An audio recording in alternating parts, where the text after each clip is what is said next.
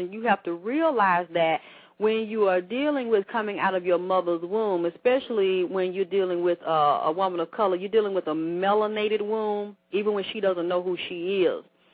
All those levels of darkness, and I won't say black, because many times black has such a negative connotation, and we're really not black. You can't classify a human being as black because our skin is not black, just like a person's really not white. So we get caught up in those mislabels and the miseducation of the Negro, and basically that's Negro thinking, and that's not what you are. That's not what I am. So that's why we have to learn about the spiritual anatomy of our mother and how everything begins and ends with the womb of the melanated woman. Because inside of her belly of living waters, inside of her infinite cosmic womb, she holds the key and the keys. So when I say the key and the keys, have mercy. See, that's another show. She has a key because she is vibrating in the third dimensional realm in her flesh body.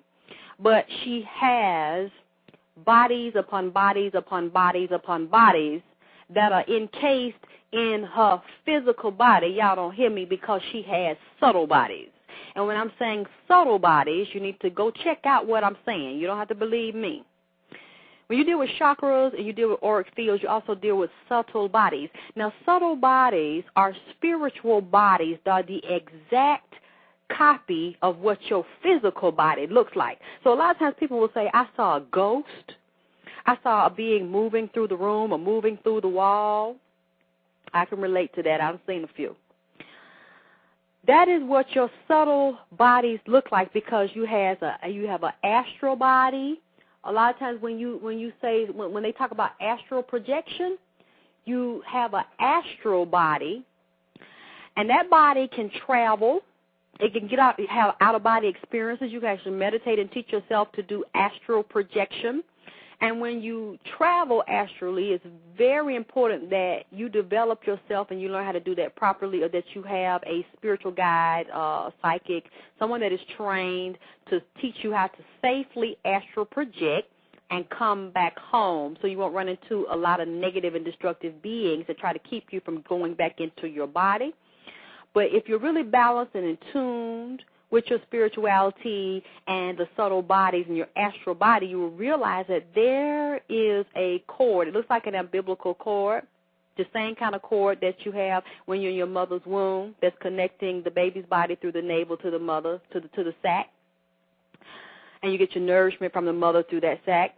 Well, it's the same kind of etheric cord that's connected to your physical body and all your subtle bodies, that when that astral body is traveling out into space, or it's gotten outside of your body, going to see somebody else or get in bed with somebody else, to have astral sex, or, on the astral plane, if you ever get lost or you panic, you can look at your navel and you can see that cord still connected to your body. So you could be I could be living in Atlanta, Georgia, and I want to visit somebody in Paris. It'll lead my astral body right back from Paris to take me all the way back into the vibrational field that's in my bed in Atlanta, Georgia. So that's what subtle bodies are. So the mother has the key on the third dimension, and then she has levels of keys on higher dimensions, 4th, 5th, and 6th, and 7th, and 8th, 9th, 10th, and 11th, and 12th dimensions that move up into infinity. So when we talk about chakras, we talk about the first 7 chakras. The first chakra is your root chakra, that's at your tailbone. The second chakra is your vagina chakra, is also where a man's penis and testicles is. The third chakra is above your pelvic bone, but it's right above your navel where your gut is, where you get a gut feeling, or you feel something in your stomach that's not right, or you get a bad feeling, or you get a sensation. You might have butterflies there when you're infatuated, you have a crush on somebody. That's where your third chakra is, what they call the solar plexus. The fourth chakra is your heart, and when I say chakra, those basically mean energy centers.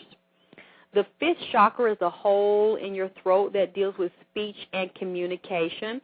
The sixth chakra is right between your eyes, and they call that the third eye. That's your psychic eye. And they're also saying behind that, not directly in front like I thought it was, but further back into towards the back of your head is where your pineal gland is, and maybe close up towards the front is your pituitary and hypothalamus. You have very powerful glands in that region where they say the third eye is between your eyes. And then the seventh chakra is your crown chakra right on the top of your head, where we all have a soft spot as babies and it closes, but energetically it's still a very powerful place. That's why it's important not to let everybody touch the top of your head or style your hair, cut your hair. You don't want everybody touching your baby's crown, and you don't want everybody touching your crown.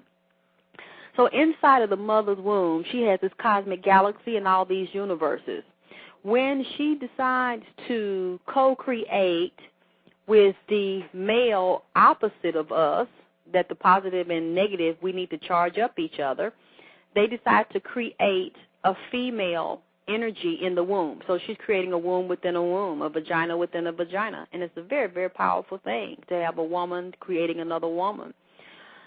So when we are born in there, we are actually becoming a divine replica of everything that she is. So her chakras are energizing and electromagnetizing our field, although we already come in with our own electromagnetic field, our own pattern, our own mission, our own destiny, our own lessons, our own heaven, hell, and pain.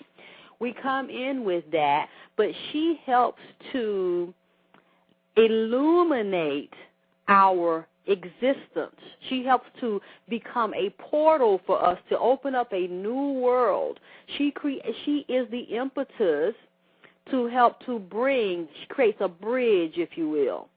She allows us to co-create in her world, to bring us into the third dimensional realm while we are in her womb. So her energy charges us up, and she actually becomes the incubator to help us to evolve again and to reincarnate into third dimensional realm. So as we start developing in her womb, we don't realize that our chakras connect with her chakras. Our auric field connects with her auric field, and our subtle bodies connect with hers. So simultaneously, as she's feeling pain, we feel pain. As she feels pleasure, we feel pleasure. Many times we don't know while we're in our mother's womb, especially if she was raped, just like I was a product of a rape. If that woman is unsure about having that baby, if she hates herself and she hates the fact that she has a baby growing inside of her, or if she's having sexual intercourse while she is pregnant, we don't consciously realize it now, but that's a very painful experience for us, and it's very uncomfortable for us, especially if a man is being very rough and he has no respect for her. That energy he's carrying, and as he's penetrating her, it is actually penetrating every layer of her skin, her heart, her mind, and is moving directly into her womb where we are. So we don't realize it when we get outside of her womb that we are developing a pattern of self-hatred, depression, and low self-esteem because she is telling us indirectly that we are not wanted, we are not loved, and since she is abandoned, a part of her has shut down and abandoned us.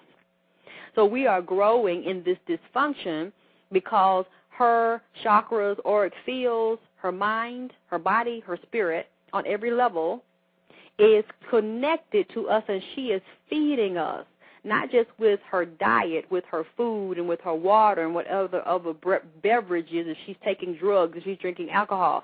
She's feeding us on that level, but then she is also feeding us with her psychic vibrations, with her thoughts, with her action or inaction, and with the words she speaks mentally and telepathically, but also with the words that come out of her mouth. So we are being groomed to be self-sabotaged and to be failures right there in vitro. So it's no wonder by the time the due date comes, when we decide we want to come here, when we decide we want our birthday to be, many women have difficulty giving birth to those babies, to those female babies. Either we will come breech, so decide instead of us pushing our head down and pushing through the pelvis as the pelvis lifts open and moving through the vagina, we'll turn upside down and have our feet first. Or we'll scoot up into the vagina and we won't move. The babies will be lethargic, or they will turn sideways. I'm telling you, there's a cosmic, there's a spiritual, mental, and emotional reason why a baby will not turn upside down and come out head first, and why a baby will turn sideways or put their feet down. Because that baby it's going to be almost impossible for a baby to come through a woman's vagina feet first. It's going to tear her up and put her in a lot of pain. It's going to take a long time. It's going to be very, very difficult to do. It's dangerous to do that. It needs to come head down.